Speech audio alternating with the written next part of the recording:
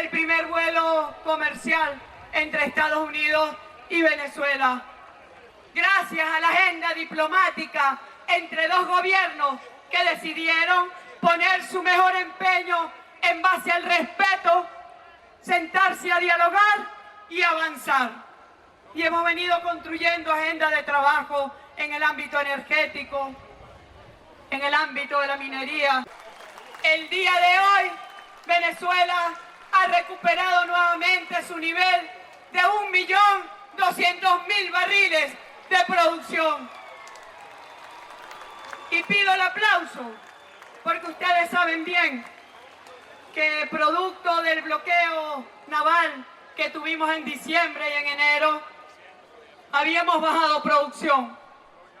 Y a mí me da una profunda alegría que a horas del 1 de mayo, del Día del Trabajador, pueda decirles aquí, con la verdad en la mano, con los trabajadores petroleros, petroquímicos y gasíferos, podamos decirle a Venezuela, aquí vamos, nunca nos rendimos. Hace unas horas, la cuenta oficial de la Casa Blanca en X compartió una imagen de un mensaje de Donald Trump en la que aparece el mapa de Venezuela cubierto por la bandera estadounidense y una frase tan grotesca como inquietante: Estado número 51. Antes, Fox News ya había revelado supuestos planes del presidente de Estados Unidos para anexionarse Venezuela. La publicación podría parecer una provocación más de Trump, una de esas bromas imperiales pensadas para excitar a los hispanos fundamentalistas de Florida. Pero el problema es que esta vez la broma cae sobre una realidad demasiado seria. Curiosamente, a la presidenta encargada de Venezuela, Delcy Rodríguez, la publicación la pilló en La Haya, donde viajó para una audiencia del Tribunal Internacional sobre la disputa con Guyana por el Esequibo. Es decir, mientras la representante venezolana reivindicaba la soberanía de Caracas sobre una región en disputa, Washington resolvía el problema entero de un plumazo, declarando a Venezuela territorio estadounidense. La respuesta de Rodríguez no tardó. Dijo que la anexión jamás estaría prevista porque los venezolanos y las venezolanas aman su proceso de independencia. Y claro, la frase suena bien, pero abre una pregunta incómoda, especialmente para quienes durante años miramos a Venezuela como un símbolo de resistencia antiimperialista. ¿Cómo llamamos exactamente a lo que está ocurriendo hoy? Porque en 4 meses Caracas se convirtió en destino habitual, predilecto de representantes de la CIA, del comercio estadounidense y de Comando Sur. Una parte importante de las exportaciones petroleras venezolanas está ya bajo control directo de Chevron. Venezuela vuelve a los mercados internacionales de la mano de Estados Unidos y lo hace además presentándolo como una victoria.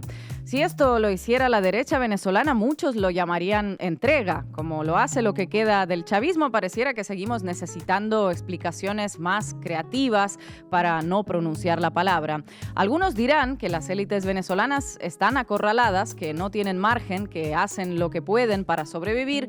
Otros dan todo por perdido y hablan abiertamente de traición o de complicidades.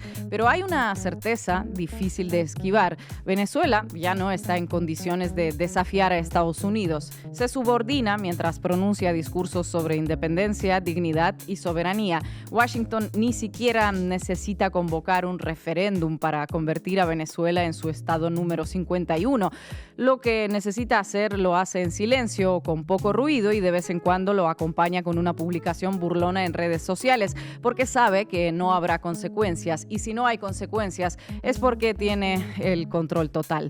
Pero no alcanza con aceptar este nuevo escenario como si fuera inevitable. Hay que preguntarse cómo se llegó hasta aquí, qué decisiones, qué derrotas, qué pactos, qué errores y qué traiciones hicieron posible que un chiste sobre Venezuela como próximo estado de Estados Unidos ya no dé risa. Y hoy en La Base América Latina intentamos entender eso precisamente. Bienvenidos y bienvenidas. La Base América Latina.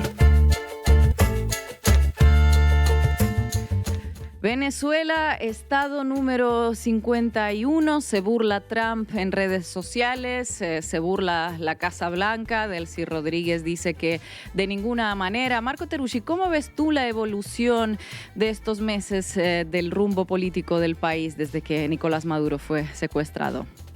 Complejo, muy complejo. Vamos a explicar en esta sección en qué está políticamente el gobierno en Venezuela, de qué se está debatiendo dentro del país, cómo ha sido este desembarco de los altos funcionarios estadounidenses, qué se cede a cambio, qué se dice, el horizonte de las elecciones o no. Todo eso lo vamos a ordenar punto por punto en esta sección de Debí tirar más datos. Estefanía Veloz, entiendo que has hecho un repasito de los medios venezolanos y de los medios internacionales, ¿no?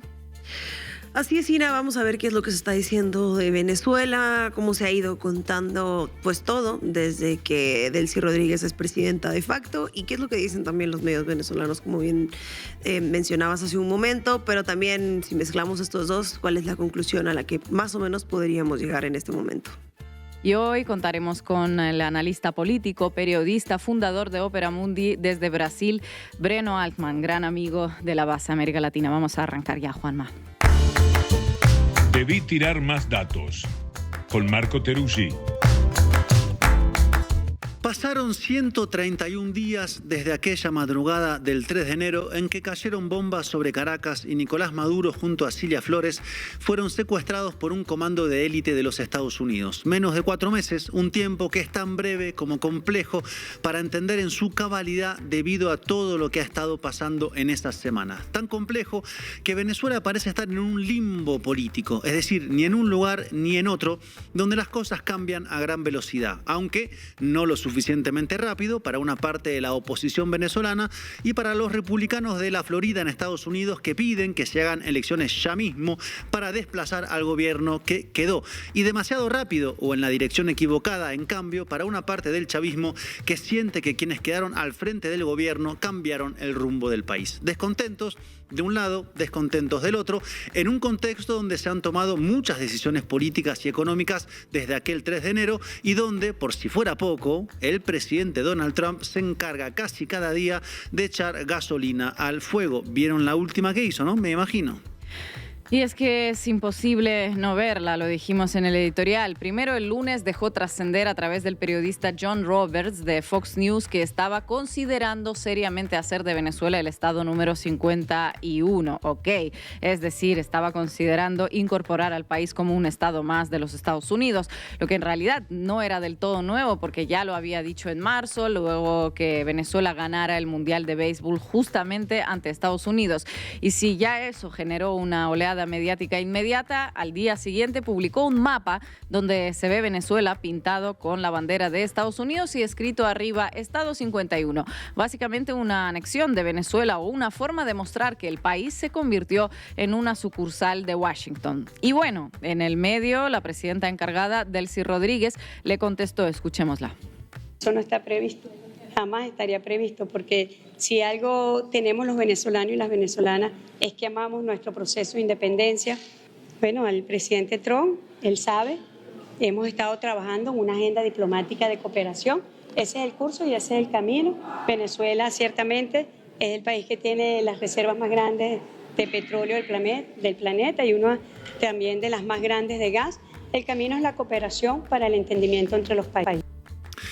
Con eso del discurso del Estado 51, Trump buscó mostrar que es él quien tiene el control de Venezuela al punto tal que pudiera anexar el país, aunque no lo piense realmente. ¿Y por qué decir eso? Además de para generar mucho humo, para equilibrar sus mensajes, porque poco antes Trump había hecho elogios a Delcy Rodríguez diciendo, comillas, está haciendo un gran trabajo, el pueblo de Venezuela está eufórico, no pueden creerlo, están bailando en las calles.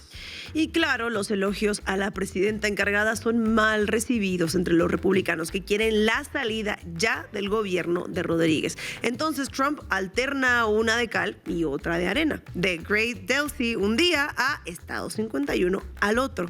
Pero las declaraciones no cambiaron la realidad y esa realidad por el momento es la permanencia de Rodríguez en el Palacio de Miraflores, a cambio de, obviamente, concesiones políticas, económicas y geopolíticas a Estados Unidos. Así que repasemos estos cambios que son insuficientes para algunos y la verdad que demasiado para otros. Bueno, uno de los principales cambios fue la reapertura de la Embajada de los Estados Unidos en Caracas, que había sido cerrada en 2019. La embajada se volvió ahora un centro de operaciones políticas con un gran despliegue y mensajes, la verdad, casi todos los días, como este del encargado de negocios John Barrett. me reuní con la presidenta interina Rodríguez y con altos representantes de las autoridades interinas. También me reuní con empresarios. Todos estos encuentros han sido esenciales para avanzar el plan de las 3 fases. John Barrett. Agradezco a los caraqueños que he conocido por su cálida bienvenida.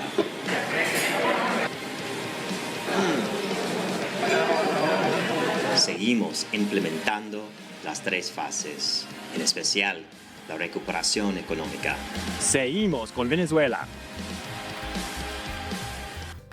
Estas imágenes eran literalmente impensables hasta el 3 de enero, pero pasaron cosas como bombas, por ejemplo. Y Barrett, que veían en el vídeo tan campante por Caracas con su cafecito guayoyo y su arepa, vino a reemplazar a Laura Dogu, que había llegado en enero, y llegó con el mismo mensaje de las 3 fases que repite Washington: estabilización, reconstrucción y transición. Traduzco: primero estabilizar el país, algo logrado, luego reconstruirlo, es decir, hacer negocios para las empresas estadounidenses, y finalmente ir hacia elecciones. Y como escucharon en el vídeo, Barrett plantea que lo principal ahora es la recuperación económica y no las elecciones, o sea, el petróleo, sobre lo cual voy a contarles más en detalle en mi sección.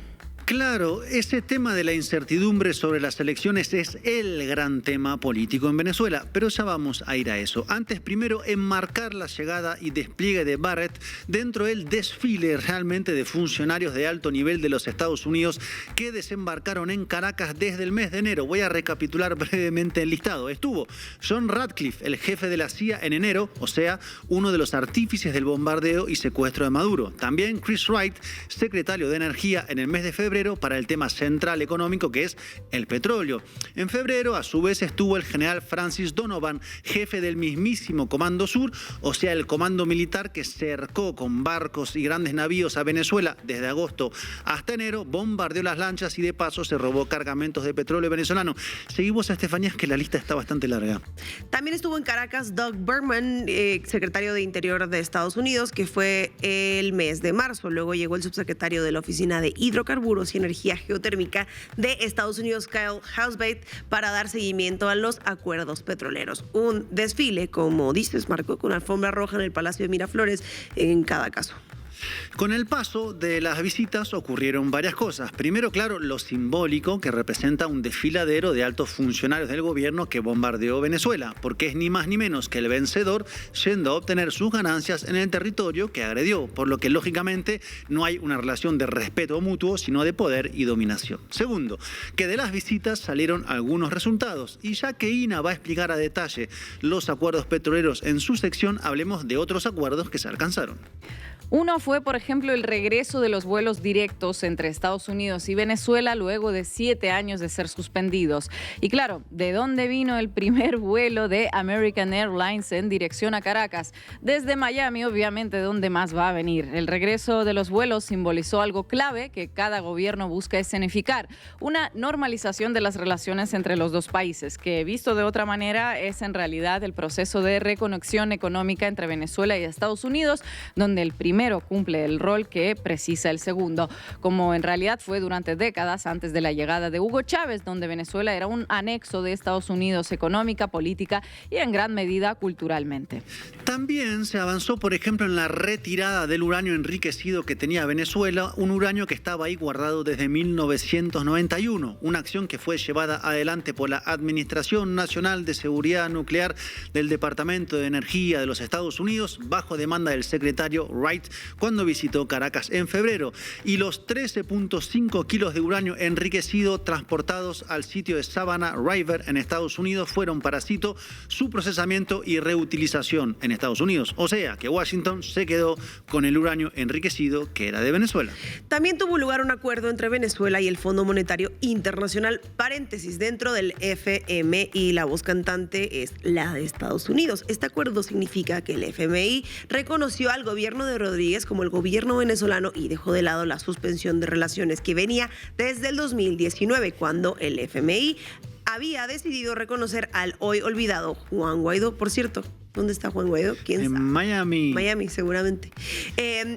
Lo práctico inmediato, Venezuela tendrá ahora acceso a sus derechos especiales del giro, que son activos internacionales de reservas, que en el caso venezolano ascienden hasta los $5.000 millones. Y no solo el FMI reanudó las relaciones, sino también el Banco Mundial, es decir, la arquitectura financiera dirigida por Washington. Y claro, esta apertura a las demandas de Washington en materia económica, energética, financiera o geopolítica es leída por un sector del chavismo como una concesión, entrega o incluso traición. Otro sector, en cambio, lo justifica como una política llevada adelante teniendo una pistola en la cabeza, dicho de forma cuasi literal en este caso. Es decir, planteando que el gobierno venezolano no tiene más remedio que ceder para mantenerse en el poder luego de la derrota militar que significó el 3 de enero. Sin embargo, Jorge Rodríguez, presidente de la Asamblea Nacional, uno de los 3 dirigentes que conforman el triángulo de poder restante, afirmó que ninguna decisión tomada por el gobierno fue por presión de los Estados Unidos.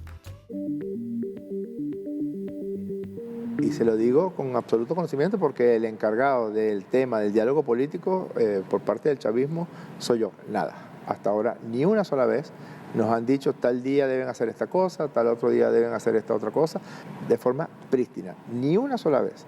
Ni un solo funcionario de los Estados Unidos nos ha dicho, mire, aprueben la ley tal día. Porque además eso sería violatorio de esta Constitución.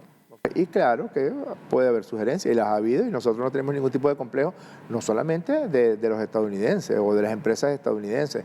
Repsol mandó su sugerencia para la ley de hidrocarburos, y las leímos, y algunas de lo que ellos decían tenían razón. Y nadie va a venir a poner su dinero si no tiene las suficientes garantías y no tiene el suficiente basamento legal y económico y financiero para que pueda traer su dinero. Eso es impensable. Claro, la necesidad del gobierno que quedó en Caracas es mostrar que es él quien manda en el país y no Estados Unidos para reafirmar una autoridad muy golpeada o cuestionada después del 3 de enero. Y parece existir una coincidencia entre Caracas y Washington en este momento en un punto central. Ninguno plantea que se realicen elecciones en un corto plazo, habría que ver qué es un corto plazo, pero dejemos ahí, y ambos afirman que lo primero es la economía. Lo más importante ahorita es la economía, como le decía Clinton, que era Clinton en su campaña electoral, la economía, estúpido la economía. Bueno, es necesario que la economía venezolana avance hacia un dinamismo tal que la población sienta, bueno, que todo esto valió la pena, que todo este proceso valió la pena. Luego estamos en un proceso de diálogo profundo con todos los factores de la oposición, con todos aquellos que se mantengan dentro de los cauces de la Constitución, incluso y yo no sé si esto le sonará a tu vaso o no, con sectores políticos de la oposición que viven en el exterior. No podría decirte exactamente cuándo, ni siquiera cuál va a ser la primera elección, porque quién sabe si nos ponemos de acuerdo para empezar haciendo elecciones, qué sé yo, de Asamblea Nacional y después de presidencia, o al revés, o todas juntas, ¿sabe? Hay mucho que hacer. Y hay otra cosa que hay que hacer también, y es que todas y todos podamos confiar en el árbitro electoral que organice esas elecciones. Claro, a Trump lo que le interesa es el petróleo, porque eso fue siempre para él un tema petrolero. Las elecciones, bien, gracias. Y el gobierno venezolano hace las concesiones petroleras y a su vez espera con ese dinero poder mejorar la economía y en consecuencia un ánimo social que les es desfavorable hace tiempo por los muy bajos salarios o la deficiencia de servicios como la electricidad, por ejemplo. Esa es la ecuación. Sin embargo, la atmósfera electoral está atravesando la política. La dirección del gobierno, encabezada por Delcy Rodríguez, Jorge Rodríguez y Diosdado Cabello, realizó recientemente una gira por el país llamada Peregrinación por una Venezuela sin sanciones y en paz. Y por el otro lado, algunos actores de la fragmentada oposición, como Juan Pablo Guanipa del sector de María Corina Machado, también están en las calles realizando movilizaciones. Aunque claro, Guanipa representa a un sector de una oposición que es, pudiéramos decir, un archipiélago conformado por quienes son opositores, dialoguistas con el gobierno, a punto fácticamente de formar parte del gobierno, quienes tienen puentes con el gobierno pero se mantienen en una oposición real y quienes responden a la intransigencia de María Corina Machado. Y María Corina Corina Machado, la Nobel y golpista, espera que Trump le dé la luz verde para volver a Venezuela, algo que no ocurre y que no sabe cuándo pasará, aunque recientemente se dio a conocer en CNN que Machado nunca estuvo incluida en los planes originales del 3 de enero. ¿Y el gobierno? ¿Cómo estaría, Marco, para estas posibles elecciones? Bueno, es una gran pregunta, Estefanía. El gobierno o el chavismo no es un archipiélago peleado entre sí como lo es la oposición, pero sí está golpeado. Primero, su conducción política está reducida a 3 dirigentes principalmente, los hermanos Rodríguez y Diosdado Cabello, una mesa de poder muy pequeña. Luego, el chavismo tiene a su favor que tiene el partido más organizado del país, pero en contra que representa a una minoría en la sociedad desde hace varios años. ¿Cuánto es? 15%, 20%, 25%, arriesgan algunos más optimistas. Bueno, carga a su vez con 27 años de gobierno, de los cuales más de 10 fueron con crisis económica, bloqueo petrolero, financiero, intentos de golpe de estados crónicos por la oposición, y carga con denuncias de encarcelamientos políticos, abusos o casos graves como el que recién apareció con el preso Víctor Queros, que su madre buscaba por todo el país y el Estado reconoció como muerto recién luego de 10 meses. Y claro, para muchos, eso que pasó, ese caso, es solo la punta del ovillo de lo que fue el aumento de la coerción a medida que el gobierno perdió el consenso. Y hablando de elecciones, otro punto clave es el de las reformas de los poderes del Estado. Este martes, la Asamblea Nacional sancionó la ley de reforma parcial de la Ley Orgánica del Tribunal Supremo de Justicia para reformar el TSG, que aumentará a 32 magistrados. Es probable que a ese cambio siga luego el del Consejo Nacional Electoral para lograr tener esta vez un órgano, como decía Jorge Rodríguez, en el que todos confíen. ¿Cuáles son los tiempos de todo este proceso? De esta reconstrucción de una institucionalidad que logre algún grado de consenso para ir a unas elecciones con buen puerto, es aún impreciso. Por el momento el centro está en la economía, el win-win para Washington y Caracas, que le da petróleo a Trump y en contrapartida le da tiempo y dinero al gobierno venezolano, que con esa situación calcula poder mejorar el apoyo social en una sociedad con crisis de representación, agotada por el éxodo, la economía, la confrontación, la corrupción, y que tiene 2 grandes demandas. 1, la paz social, y 2, el cambio político. Mientras tanto, seguirá esta situación de limbo, donde todo cambia, todo sigue igual y el país está suspendido en la incertidumbre sin orillas. Muchas gracias, Marco.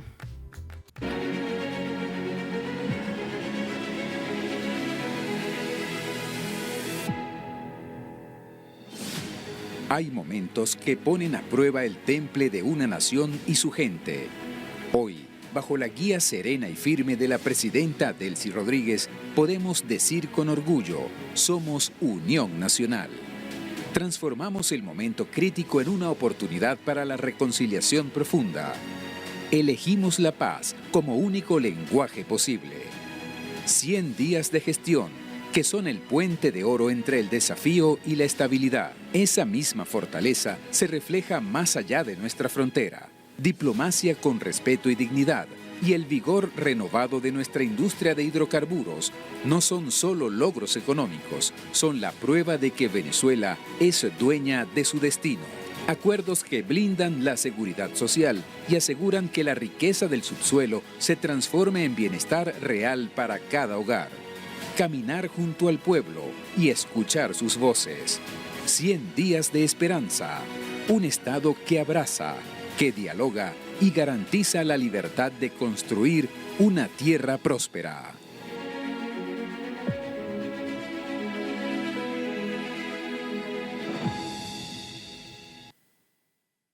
Buenas tardes, Veloz. Vamos arriba. Cuéntamelo todo y exagera, con Estefanía Veloz. A ver, parece que Trump lleva meses diciéndolo en voz alta y los medios lo registran, lo citan y sigue todo adelante. Vamos a ver qué pasa cuando una pone todos estos titulares juntos. El 11 de mayo del 2026, el presentador de Fox News, John Roberts, publicó en X, después de hablar por teléfono con Trump, me dijo que está considerando seriamente hacer Venezuela el estado número 51. Fox News Digital lo tituló así: Trump ve a Venezuela como el estado 51, citando 40 billones de dólares en riqueza petrolera. El argumento de Trump, según la misma nota, es textual: 40 billones de dólares en petróleo y Venezuela ama a Trump. Lo que llama la atención no es tanto que Trump lo diga, es que ya lo había dicho antes y además con otro país. Se ve que tampoco es muy original al final de cuentas, porque recordemos, el 28 de abril del 25, el día de las elecciones en Canadá, Trump publicó en Truth Social un mensaje a los canadienses llamándolos el querido estado número 51 de Estados Unidos. Newsweek lo tituló: Donald Trump envía mensaje electoral a los canadienses, querido estado 51. La fórmula es idéntica, el modus operandi es publicitar en redes que hay un nuevo estado 51, pero lo que hace que el caso venezolano sea diferente no es la retórica, es que ya había ocurrido antes de que Trump abriera la boca, digamos. Y cuando Trump le decía esto a Canadá, Canadá seguía teniendo un gobierno propio, con parlamento, con moneda y con política exterior medio autónoma. Cuando Trump lo dice de Venezuela, el presidente venezolano, recordemos que ya está secuestrado en territorio estadounidense, el petróleo ya está bajo administración de Washington y hay una cuenta con fondos venezolanos depositada en Qatar, controlada por la Casa Blanca. No es la misma frase en dos contextos distintos, son dos situaciones completamente distintas, aunque la frase suena igual.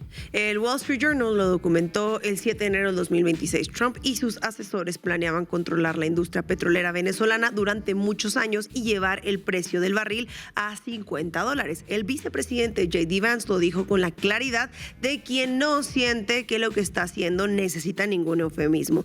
La forma en que controlamos Venezuela es controlando el flujo de dinero de los hilos de la bolsa. Se le permite vender el petróleo siempre y cuando sirva a los intereses nacionales de Estados Unidos, lo dijo J.D. Vance. Esto no es una propuesta de convertir a Venezuela en un estado más de la Unión o de Estados Unidos. Es la descripción de un territorio pues bajo tutela del gobierno estadounidense.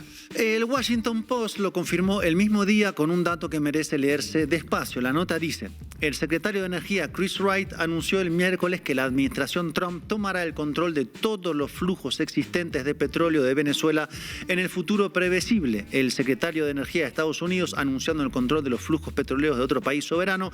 Hablemos de imperialismo. En marzo de 2026, Axios publicó en exclusiva que funcionarios de Trump habían gestionado un acuerdo de oro entre la empresa minera estatal venezolana Minerven y la firma comercial Trafigura. El acuerdo fue de entre 650.000 kilogramos de oro venezolano, con un valor estimado de entre 108 y 166 millones de dólares. Lo negoció el secretario del Interior, Doug Burgum. La Casa Blanca celebró el resultado en un comunicado que Axios citó completo. Este histórico acuerdo de oro entre Trafigura y Venezuela se había estado gestando bajo la dirección del presidente Trump. El oro venezolano, negociado por el gabinete de Trump, celebrado como logro personal de Donald Trump. Los medios lo registraron, pero ninguno tituló Estado número 51, ya es Venezuela. Pero eso es exactamente lo que escribieron. Axios publicó el 8 de enero de 2026 una pieza titulada Esto es lo que sabemos y lo que aún no sobre el petróleo venezolano. Lo que ya sabían en ese momento es que el primer cargamento de petróleo venezolano bajo la administración de Trump valía $500 millones y que parte de estos fondos estaban depositados en Qatar, como ya contaba Ina. Lo que Axios todavía no sabía y que el secretario de Estado Marco Rubio confirmó semanas después ante el Senado es que 300 millones ya se habían transferido al gobierno venezolano para pagar la nómina del sector público y que 200 millones permanecerían en lo que Rubio llamó una cuenta de corto plazo. Una cuenta de corto plazo sobre fondos del Estado venezolano abierta, como repetimos, en Qatar, bajo supervisión de Washington, sin que ninguna parte del Congreso venezolano lo aprobara, ¿no? El 4 de enero del 26, el reportero Michael Scherer publicó en The Atlantic una pieza titulada Trump, Delcy Rodríguez might be next. Lo que Scherer documentó es la advertencia directa de Trump a la presidenta en funciones de Venezuela, encargada. Si no hace lo correcto, va a pagar un precio muy alto, probablemente más alto que el de Maduro, con las bombas todavía sacando humo en Caracas. NBC News reportó que Trump le dijo a los reporteros textualmente: no me preocupa quién está a cargo, porque les voy a dar una respuesta y va a ser muy polémica. polémica. Estamos a cargo. Creo que esta es la declaración más directa posible. El consejo editorial de New York Times intentó nombrar lo que estaba pasando. Lo llamó imperialismo de última hora y publicó un editorial titulado "Señor, el belicismo de Trump contra Venezuela es ilegal e imprudente". El argumento del New York Times es que Venezuela se convirtió en el primer país sometido a este imperialismo de última hora y que representa un enfoque peligroso e ilegal del lugar de Estados Unidos en el mundo. Lo interesante es lo que el consejo editorial del diario no hizo. No conectó este imperialismo de última hora con una pregunta clave sobre el petróleo a Israel. Nombró la doctrina, pero no rastreó hasta dónde iba el crudo, por llamarlo de alguna manera. Y a todo esto también están las operaciones mediáticas hechas para sembrar dudas, como ocurrió el 22 de enero de 2026, cuando The Guardian publicó una investigación con 4 fuentes, dijo, de alto nivel, involucradas en las negociaciones previas al secuestro de Maduro. Ahí The Guardian planteó que Delcy Rodríguez y su hermano Jorge Rodríguez habían comunicado a la administración de Trump que cooperarían con Washington una vez que Maduro ya no estuviera en el poder. Algo que de alguna forma retomó esta semana el secretario Antonio Guterres de la ONU al plantear que, abro comillas, hubo grandes complicidades dentro del sistema político venezolano en el secuestro de Maduro, una afirmación que la Cancillería de Venezuela desmintió en un comunicado. Y ahora hay que conectar estas sospechas de negociación que tienen algunos con lo que vino después del secuestro, porque lo que ocurrió después es lo que los medios chavistas venezolanos no pueden mencionar sin que su relato vaya haciendo agua. Para esto me voy a dar el lujo de escuchar estas palabras. Adelante con las imágenes, Juanma. Aprovecho para condenar de nuevo, desde el fondo de mi alma y de mis vísceras, al Estado de Israel. Maldito seas, Estado de Israel. Maldito sea, terroristas y asesinos.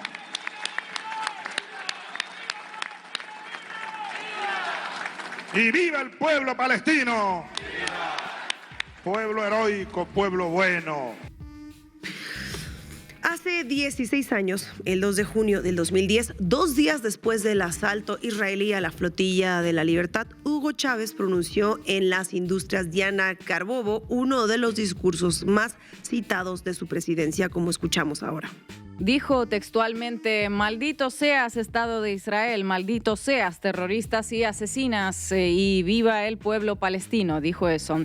1 año y medio antes, en enero de 2009, ya había expulsado al embajador israelí Shlomo Cohen de Caracas en solidaridad con Gaza.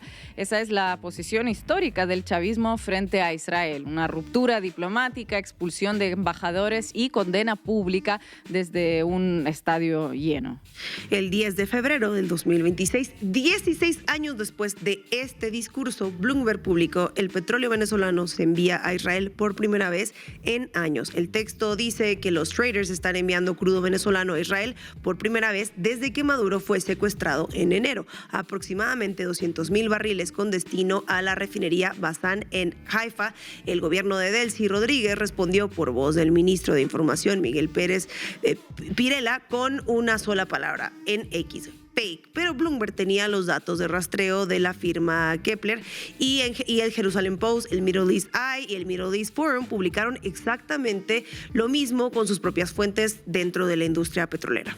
El petróleo del país, cuyo gobierno heredó el discurso del maldito seas, Estado de Israel, termina vendido a Israel mediante triangulaciones, sí, porque lo gestiona todo Estados Unidos, pero eso sucede por primera vez en más de 15 años y bueno, sus voceros, los voceros del gobierno venezolano, lo llaman mentira en redes sociales. A todo esto, Estefanía, ¿qué dicen los medios venezolanos?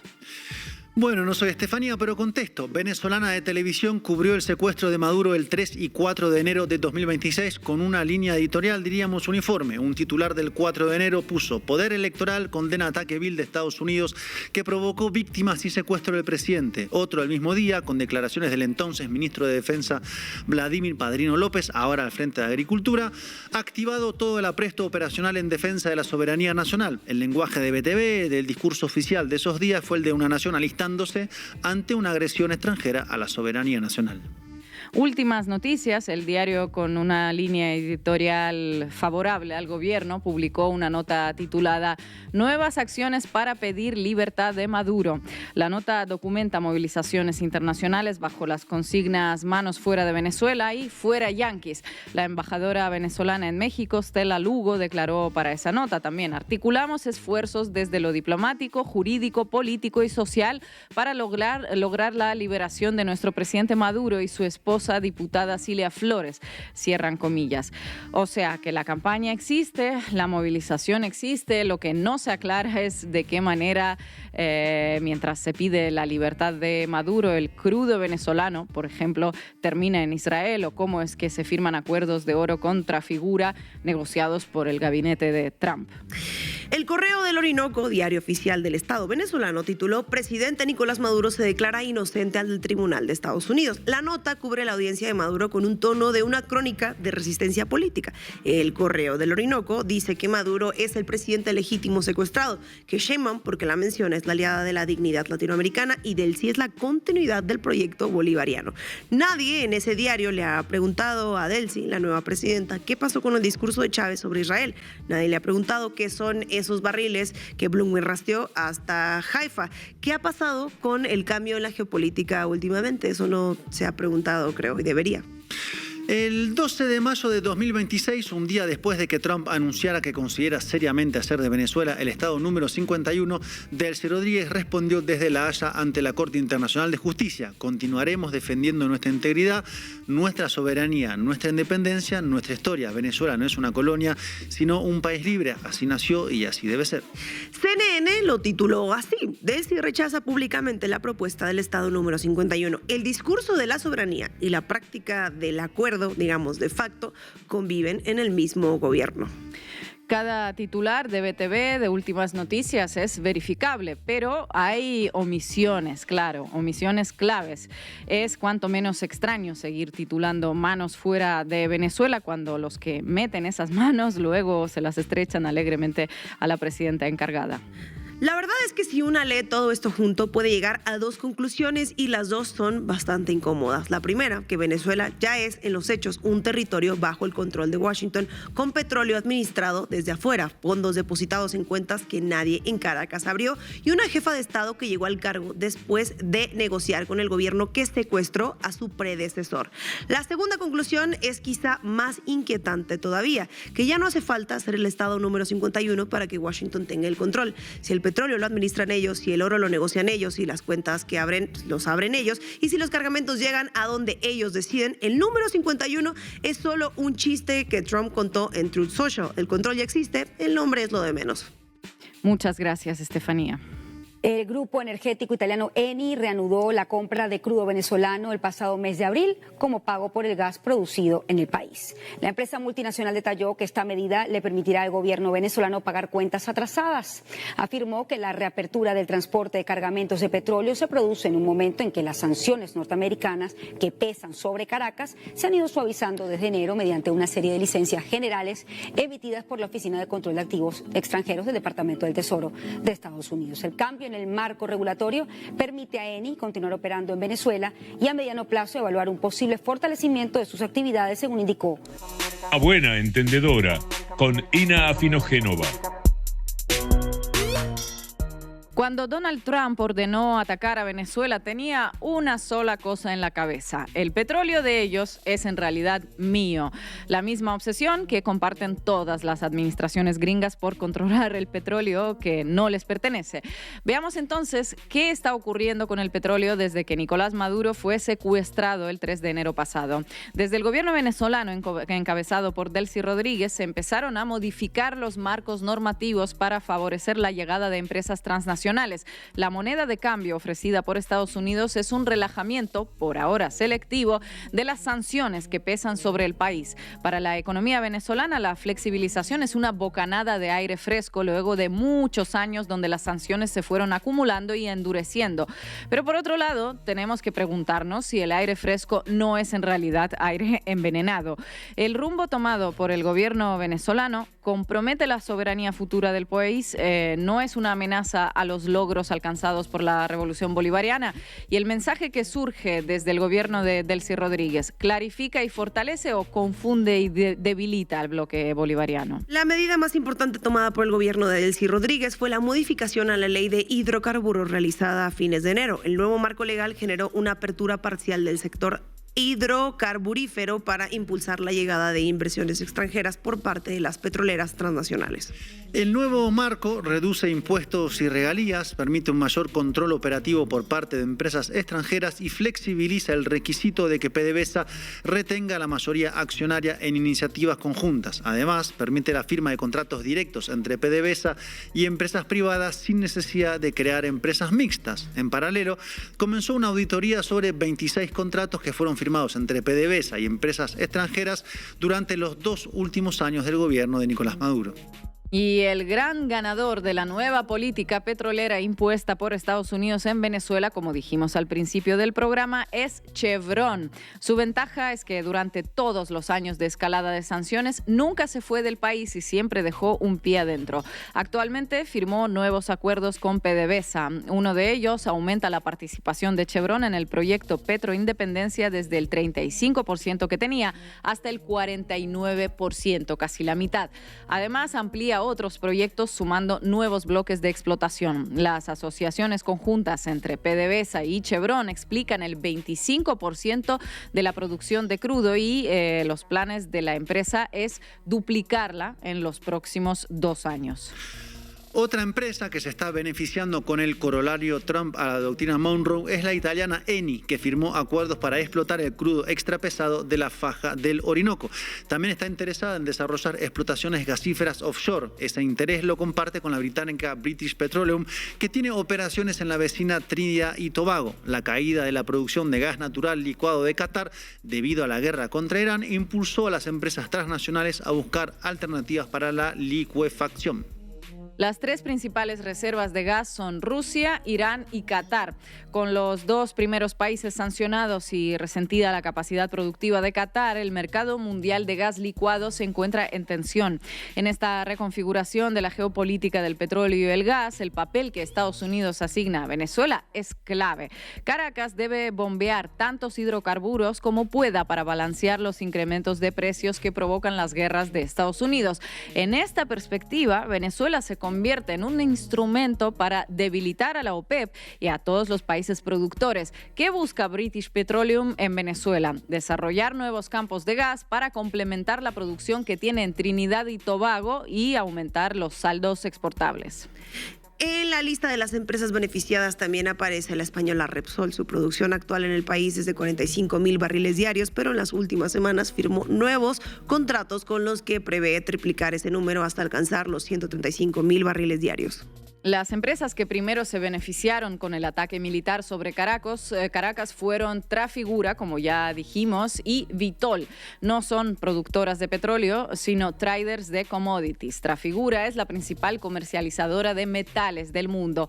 ¿Qué hacen estas empresas? Su especialidad es la logística. Controlan supertanqueros, capacidad de almacenamiento, de transporte y se ocupan de revender. Estas empresas fueron las primeras autorizadas por Donald Trump para saltarse las sanciones y vender crudo venezolano. Trafigura y Vitol están comprando petróleo con un descuento que oscila a los $9 y lo revenden a las refinerías estadounidenses que están ubicadas en la costa del Golfo de México. Los pagos y las regalías de este orden petrolero neocolonial van a cuentas que son supervisadas por el gobierno de Estados Unidos. En el nuevo orden petrolero impuesto a Venezuela también cambiaron los destinos de exportación. El principal receptor hasta enero era China. Desde entonces los envíos vienen descendiendo al mismo tiempo que se incrementan las cargas con destino a Estados Unidos y a España. El secretario de Energía de Estados Unidos, Chris Wright, señaló que aspira a que Venezuela incremente en un 40% los saldos exportables durante 2026, este año.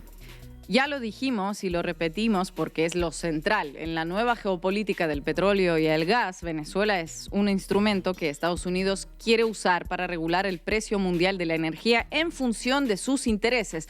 Por su parte, el gobierno de Venezuela cede soberanía a cambio de que Estados Unidos relaje las sanciones con la esperanza de que eso permita una mejora en las condiciones económicas del país. El dilema al que se enfrenta el gobierno de Delcy Rodríguez es cómo satisfacer las exigencias de Estados Unidos y al mismo tiempo evitar que se fracture el bloque bolivariano al que representa y las Fuerzas Armadas, porque más temprano que tarde una cosa está en contradicción con la otra. O se acepta el rol asignado por Washington o se honra a la soberanía de Venezuela, que es el corazón del legado chavista. El ataque contra Caracas permitió a Estados Unidos proyectar la imagen de una fortaleza imposible de derrotar, pero apenas 2 meses después, el ataque contra Irán demostró lo contrario. La hegemonía de Estados Unidos se parece mucho a un tigre de papel. Esas 2 coordenadas geopolíticas marcarán la evolución del mundo y también la de Venezuela en los próximos años. Las condiciones estructurales que permiten que Estados Unidos actúe como un amo imperial se están debilitando y eso lo hace más peligroso y violento porque sus zarpazos son desesperados. ¿Hará algo distinto a lo que hace ahora Venezuela con todo esto? Bueno, está por verse. Hoy Marco Rubio, ustedes saben, sacó otro refrito, que si el Cartel de los Soles, que ahora es organización terrorista, ridículos, son unos ridículos. Se repiten y se repiten y se repiten y por eso van de fracaso en fracaso. Que el cuento del narcotráfico, si ellos de verdad quisieran combatir el narcotráfico, tendrían que irse a Ecuador y buscar ahí mismo, en la presidencia de la República, que tiene la principal empresa de exportación de cocaína para el mundo, escondido en su fábrica de distribución de cambures, de bananos. El 70% de la cocaína que se exporta a través de Ecuador. No es Venezuela ni la productora ni la traficante de drogas, no.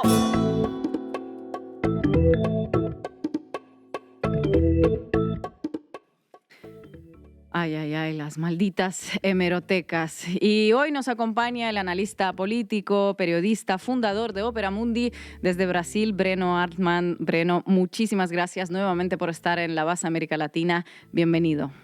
Muchas gracias por la invitación, a la orden de ustedes. Para mí es un placer estar con ustedes. Breno, hace unos meses estuviste aquí en La Base y te preguntamos sobre el margen de maniobras que le quedaba al gobierno de Venezuela después del secuestro de Nicolás Maduro. Hiciste un paralelismo histórico con Brest-Litovsk, a sabiendas de que se trataba de 2 procesos completamente diferentes. Brest-Litovsk, cuando Lenin tuvo que negociar una dura salida de la Primera Guerra Mundial de Rusia. ¿Cómo caracterizas tú la situación en Venezuela hoy, meses después del secuestro de Maduro, y con un Estados Unidos como uno de los principales aliados de Caracas? Mira, yo creo que no ha cambiado en el fundamental. Yo creo que el gobierno de Delcy Rodríguez sigue en la misma estrategia de ganar tiempo, de recuperarse políticamente al interior del país, de intentar recuperar la economía, bajando y mucho, evidentemente, en todos los frentes cualquier confrontación o colisión con el gobierno de Estados Unidos. Ese sigue siendo su juego. Lo que yo creo que está cambiando es el juego de Estados Unidos. Yo creo que Estados Unidos poco a poco va poniendo, digamos, sobre la mesa el tema de la transición electoral, o sea, el tema del cambio de régimen a través de un proceso electoral, por lo cual en un futuro no tan lejano se pueda llevar a un gobierno, digamos, más confiable por parte de la Casa Blanca. Y para tanto, Donald Trump vuelve a tratar de demoralizar al máximo posible al gobierno de Delcy Rodríguez. Ahora con esa historia de que la Casa Blanca, bueno, eso es un poco de anécdota, no debe ser tomado en serio, pero un poco es en serio. Eso de que Venezuela podría ser el 51º estado de Estados Unidos, o sea, que Venezuela se integrara al territorio de Estados Unidos. Eso no, evidentemente no es una propuesta en serio, pero hace parte de las movidas de la Casa Blanca para demoralizar al máximo posible el gobierno chavista. Eso va a poner bajo digamos, presión la estrategia que sigue la dirección chavista. En términos de comparación, Nina, voy a hacer una segunda comparación histórica, si me permite. Si la primera que yo hice fue el pacto Ribbentrop-Molotov, fue el acuerdo Brest-Litovsk, la segunda que hay que hacer en términos del impacto junto al chavismo y junto a la izquierda mundial es la comparación con el pacto Ribbentrop-Molotov. En el momento en que ese pacto ha sido firmado en agosto de 1939, para muchos sectores del movimiento comunista internacional, para muchos sectores socialistas, para muchos sectores de izquierda, eso representaba una traición de la Unión Soviética, representaba una adhesión de la Unión Soviética a una alianza con Hitler. Y mucha gente tuvo esa lectura por unos 2 años. Solamente se rectificó esa evaluación, solamente se llegó a una otra evaluación cuando termina la guerra, y una otra versión de ese acuerdo gana mucho espacio y hegemonía en los principales círculos políticos y académicos del mundo, que era la necesidad que tenía la Unión Soviética de ganar tiempo para prepararse para la guerra, y también la necesidad que tenía la Unión Soviética para ganar tiempo de empurrar a Hitler contra el occidente en un primer momento, evitando una invasión de la Unión Soviética ya en 1939. Hago esa comparación porque yo creo que, digamos, con eso se puede evaluar los efectos de la estrategia de Delcy Rodríguez. Es una estrategia peligrosa, es una estrategia que cobra su cuenta en términos de desprestigio del chavismo en la izquierda, del desprestigio del chavismo junto a aliados históricos, y puede, además de eso, puede ser que sea una estrategia que no funcione. Puede ser que finalmente, después de hacer 2 comparaciones soviéticas, yo tenga que volver acá a la base para citar a Winston Churchill. Churchill, cuando Chamberlain, el entonces primer ministro, se fue a las negociaciones con Hitler en Múnich, firmó el pacto de Múnich con la intención de evitar la guerra. Churchill lo comentó, bueno, Churchill fue a Múnich para evitar la guerra y entregó su honra. Perdió la honra y tendrá la guerra. Eso también puede ocurrir con el chavismo. El chavismo puede tener entregado su honra para ganar tiempo y puede tener la guerra, y la guerra en la forma de una derrota política para aliados de Donald Trump en el interior del país. Breno, gracias por estar en la base América Latina. Te llevo al tema que mencionabas de las elecciones. ¿Qué haría falta? ¿Cómo sería en Venezuela un proceso electoral? Me refiero en términos de las preparaciones de un cuadro de esta naturaleza, posibles tiempos, instituciones, digo, para que haya una resolución que deje contento a todas las partes, si es que esto es posible, pero ¿cómo imaginás una posible resolución electoral si es que esa es la resolución? Mira, en términos legales, las próximas elecciones de Venezuela tendrían que ocurrir en 2030, ¿no? En el calendario normal esa sería la fecha.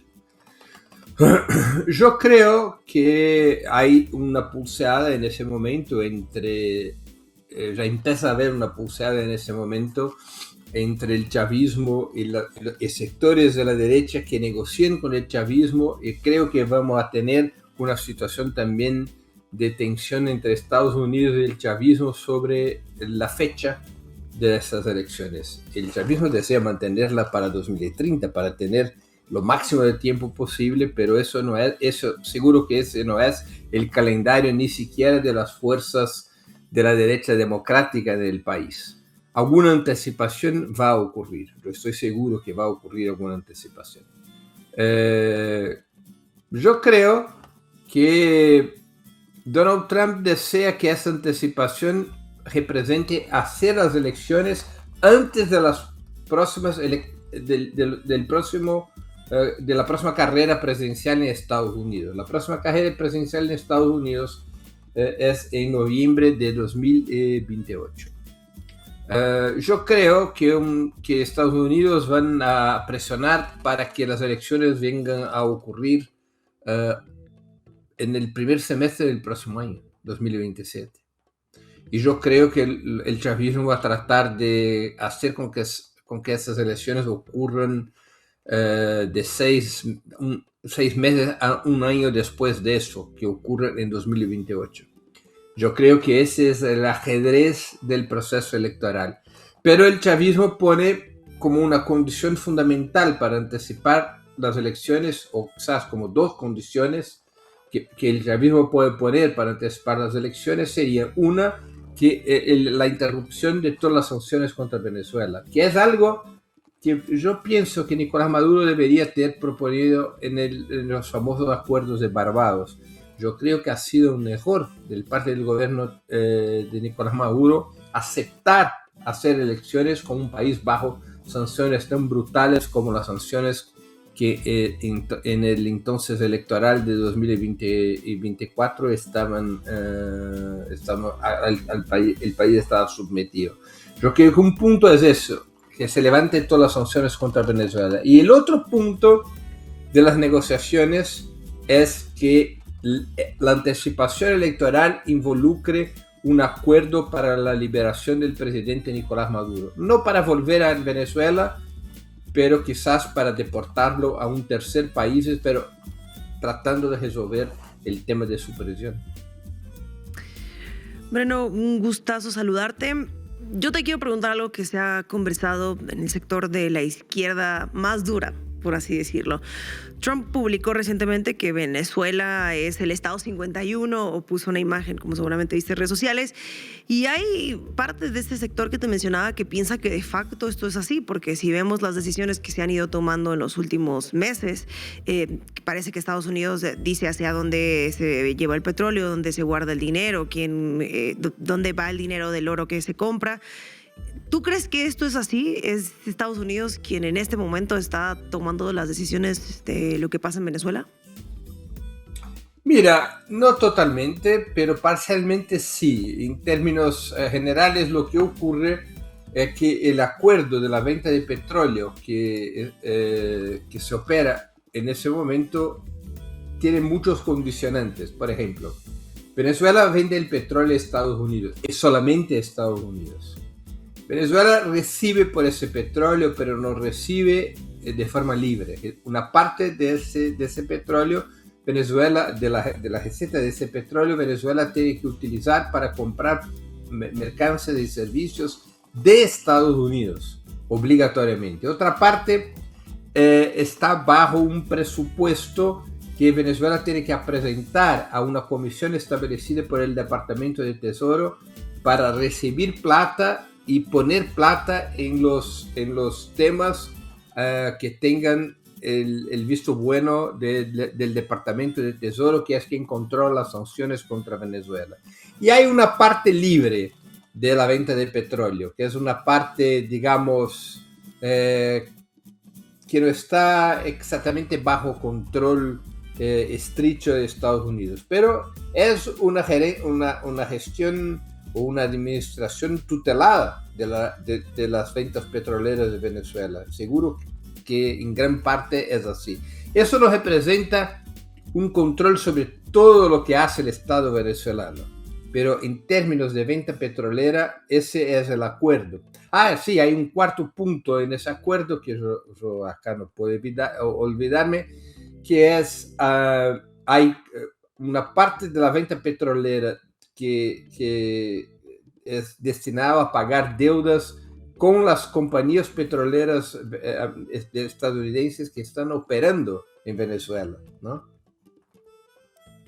Breno, muchísimas gracias por tu análisis. Esperamos volverte a ver pronto en La Voz de América Latina.